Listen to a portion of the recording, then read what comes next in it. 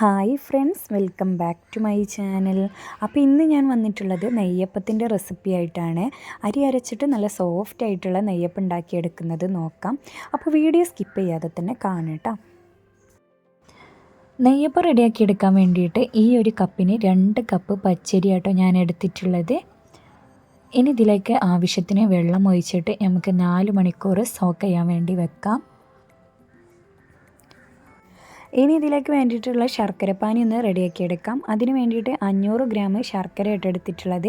ഇതിലേക്ക് ഒരു അര ഗ്ലാസ് വെള്ളം ചേർത്തിട്ട് നന്നായിട്ട് തന്നെ തിളപ്പിച്ചെടുക്കുക. ഇപ്പോൾ ഇതാ നമ്മുടെ ശർക്കര നല്ലതുപോലെ അലിഞ്ഞ് വന്നിട്ടുണ്ട്. അപ്പോൾ നമുക്ക് ഫ്ലെയിം ഓഫ് ചെയ്യാം. ഇനി ഇത് വേറൊരു പാത്രത്തിലേക്ക് അരിച്ചെടുക്കാം. ഇതിൽ വല്ല കരടോ എന്തെങ്കിലും ഉണ്ടാവും കേട്ടോ ശർക്കരയിൽ. അപ്പോൾ അതൊക്കെ ഒന്ന് പോയി കിട്ടാൻ വേണ്ടിയിട്ടാണ് അരിച്ചെടുക്കുന്നത്. അപ്പോൾ ഞാനിതാ അരിച്ചെടുത്തിട്ടുണ്ട്.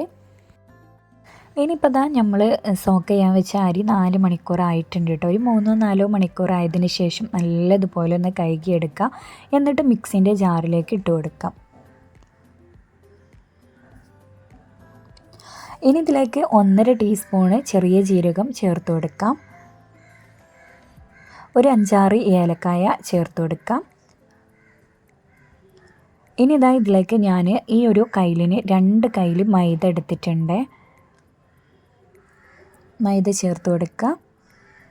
ഇനിയിപ്പോൾ നമ്മൾ റെഡിയാക്കി വെച്ചിരിക്കുന്ന ആ ഒരു ശർക്കരപ്പാനി ചേർത്തിട്ട് അരി അരച്ചെടുക്കാം.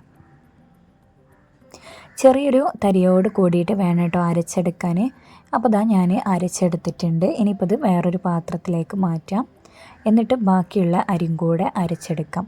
അപ്പോൾ ബാക്കിയുള്ളത് ഞാൻ ശർക്കരപ്പാനി മാത്രം ചേർത്തിട്ടാട്ടോ അരച്ചെടുത്തിട്ടുള്ളത്. ഇനി ഇത് നല്ലതുപോലെ തന്നെ ഒന്ന് മിക്സ് ചെയ്തെടുക്കാം. അപ്പോൾ ഈ ഒരു മാവ് നമ്മുടെ ദോശമാവിൻ്റെയൊക്കെ ആ ഒരു കൺസിസ്റ്റൻസിയിലാട്ടോ വേണ്ടിയത്. ഇനിയിപ്പോൾ ഇതിലേക്ക് ഒരു നുള്ള് ബേക്കിംഗ് സോഡ ചേർത്ത് കൊടുക്കാം. ഞാനിവിടെ ഒരു 1/4 ടീസ്പൂൺ ചേർത്ത് കൊടുക്കുന്നുണ്ട്. അപ്പോൾ നമ്മൾ ഒരുപാട് ടൈം റെസ്റ്റ് ചെയ്യാൻ വെക്കുന്നുണ്ടെങ്കിൽ സോഡപ്പൊടിൻ്റെ ആവശ്യമില്ല കേട്ടോ. അപ്പോൾ ഞാനിപ്പം 1 മണിക്കൂറാണ് റെസ്റ്റ് ചെയ്യാൻ വെക്കുന്നത്. ഇനി ഇതിലേക്ക് വേണ്ടിയിട്ടുള്ള തേങ്ങാക്കൊത്തൊന്ന് മൂപ്പിച്ചെടുക്കാം. അതിന് വേണ്ടിയിട്ട് ചൂടായ പാനിലേക്ക് 4 ടേബിൾ സ്പൂണ് നെയ്യ് ചേർത്ത് കൊടുക്കുക. നെയ്യിൻ്റെ പകരം ഓയിലോ വെളിച്ചെണ്ണയോ ഒന്നും എടുക്കരുത് കേട്ടോ. നെയ്യിൽ തേങ്ങാക്കൊത്ത് മൂപ്പിച്ചെടുത്താലോ കേട്ടോ നെയ്യപ്പത്തിന് നല്ല ടേസ്റ്റ് ഉണ്ടാകുള്ളൂ.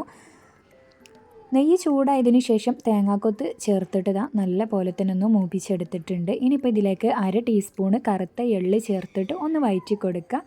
എന്നിട്ട് നമുക്ക് ഫ്ലെയിം ഓഫ് ചെയ്യാം. ഇനിയിപ്പോൾ ഞാൻ 1 മണിക്കൂറാട്ടോ നമ്മുടെ നെയ്യപ്പത്തിൻ്റെ മാവ് റെസ്റ്റ് ചെയ്യാൻ വെച്ചിട്ടുണ്ടായിരുന്നത്. ഇനി ഇതിലേക്ക് നമ്മൾ മൂപ്പിച്ച് വെച്ച ആ ഒരു തേങ്ങാക്കൊത്തുണ്ടല്ലോ നെയ്യോടൊക്കെ തന്നെ ചേർത്ത് കൊടുക്കുക. എന്നിട്ട് നല്ലതുപോലെ തന്നെ ഒന്ന് മിക്സ് ചെയ്തെടുക്കാം.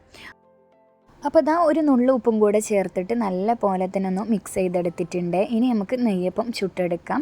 അതിന് വേണ്ടിയിട്ട് സ്റ്റൗവിൽ ഒരു കുഴിയുള്ള ചട്ടി തന്നെ വെച്ചിട്ടുണ്ട് കേട്ടോ. ചട്ടി നല്ല പോലെ ചൂടായതിന് ശേഷം ഓയിൽ ഒഴിച്ച് കൊടുക്കുക. ഓയിൽ നന്നായിട്ട് തന്നെ ചൂടായി വരുമ്പോൾ ഇതിലേക്ക് ഒരു കയ്യിൽ നെയ്യപ്പത്തിൻ്റെ ബാറ്റർ ഒഴിച്ച് കൊടുക്കും. ഞാനിവിടെ ചെറിയൊരു കയ്യിലാട്ട് എടുത്തിട്ടുള്ളത്. അതാണ് ചെറിയ നെയ്യപ്പം. ഇനിയിപ്പോൾ തിരിച്ചും മറിച്ചൊക്കെ ഇട്ട് നമുക്ക് മീഡിയം ഫ്ലെയിമിലിട്ടിട്ട് ചുട്ടെടുക്കാം. അപ്പോൾ ഹൈ ഫ്ലെയിമിലിട്ടാൽ പെട്ടെന്ന് തന്നെ നെയ്യപ്പം കരിഞ്ഞു പോകും. ഉൾവശത്ത് കുക്കായി കിട്ടൂല കേട്ടോ. അപ്പോൾ മീഡിയം ഫ്ലെയിമിലിട്ടിട്ട് വേണം കേട്ടോ നെയ്യപ്പം ചുട്ടെടുക്കാൻ. ഇനിയിപ്പോൾ നമ്മുടെ നെയ്യപ്പം തിരിച്ചും മറിച്ചൊക്കെ ഇട്ട് നല്ല മൊരിഞ്ഞ് വന്നിട്ടുണ്ട്. അതുപോലെ തന്നെ ഉൾവശമൊക്കെ കുക്കായിട്ടുണ്ട്. ഇനിയിപ്പോൾ ഇത് വേറൊരു പാത്രത്തിലേക്ക് മാറ്റാം. എന്നിട്ട് ബാക്കിയുള്ളതും ഇതുപോലെ തന്നെ നമുക്ക് ചുട്ടെടുക്കാം. നെയ്യപ്പത്തിൻ്റെ ബാറ്റർ ഓയിൽ ഒഴിച്ച് കൊടുക്കുമ്പോൾ തന്നെ നല്ല പോലെ പൊങ്ങി വരും കേട്ടോ. അപ്പോൾ പിന്നെ ഫ്ലെയിം കുറച്ച് വെച്ചിട്ട് തിരിച്ചും മറിച്ചൊക്കെ ഇട്ട് ചുട്ടെടുക്കുക. അപ്പോൾ നല്ല സോഫ്റ്റ് ആയിട്ടുള്ള നമ്മുടെ നെയ്യപ്പം ഇവിടെ തയ്യാറായിട്ടുണ്ട്. അപ്പോൾ ഇതുപോലെ ഒന്ന് ട്രൈ ചെയ്ത് നോക്കാം. വീഡിയോ ഇഷ്ടപ്പെട്ടാൽ ലൈക്ക് ചെയ്യാനും ഷെയർ ചെയ്യാനും സബ്സ്ക്രൈബ് ചെയ്യാനൊന്നും മറക്കരുത്.